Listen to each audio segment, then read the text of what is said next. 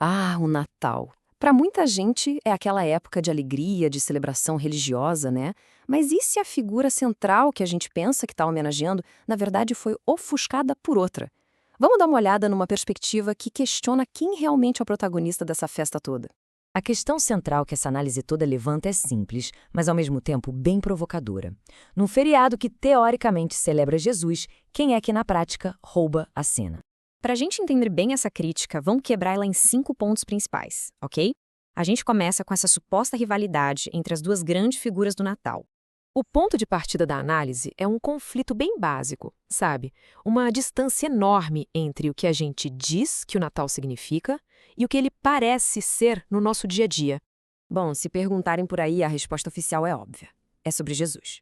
Mas a fonte aqui argumenta que, se a gente olhar para a nossa cultura, para as nossas práticas, outra figura, bem mais, digamos, alegre e vestida de vermelho domina completamente as festividades.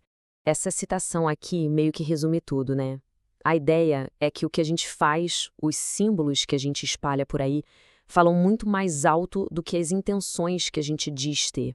Tá, mas onde a gente vê essa dominância na prática? A análise nos convida a fazer uma coisa simples: olhar para as evidências visuais que estão por toda parte durante a época de festas.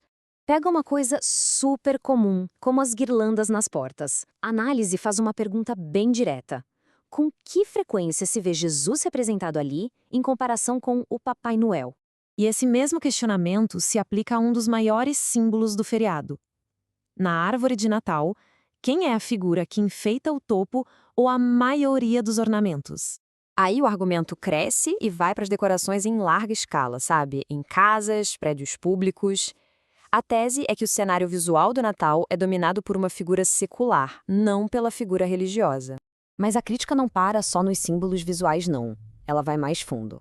E se as próprias tradições que a gente celebra estiverem, na verdade, mais ligadas a costumes seculares ou até pagãos do que à piedade?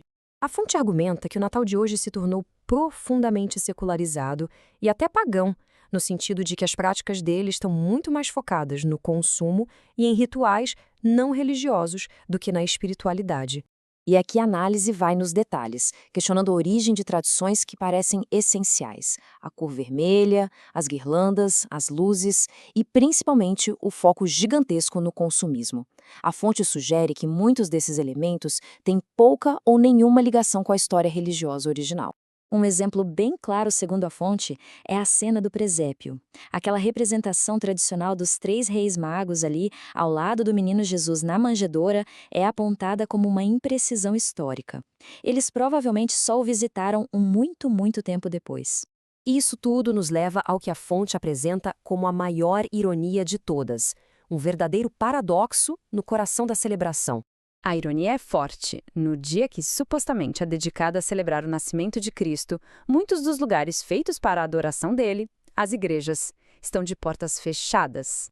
O argumento é que o foco do dia muda completamente. Vira sobre reuniões de família, ceias, troca de presentes, e a parte da adoração em comunidade é deixada de lado, empurrada para segundo plano. Isso se chegasse a considerada, né? Mas depois de apresentar essa crítica toda, a fonte não para por aí não. Ela termina com uma proposta, uma ideia de como redefinir o dia para resgatar seu propósito original. E a proposta é um retorno ao básico, em 3 passos. Primeiro, lembrar ativamente de Jesus. Segundo, participar de um culto. E terceiro, agradecer pelo significado espiritual do dia. No final das contas, essa análise toda meio que nos deixa com um desafio, uma reflexão sobre as nossas próprias tradições. Ela nos força a perguntar: qual é o verdadeiro significado por trás das celebrações que a gente faz? E por que a gente as faz?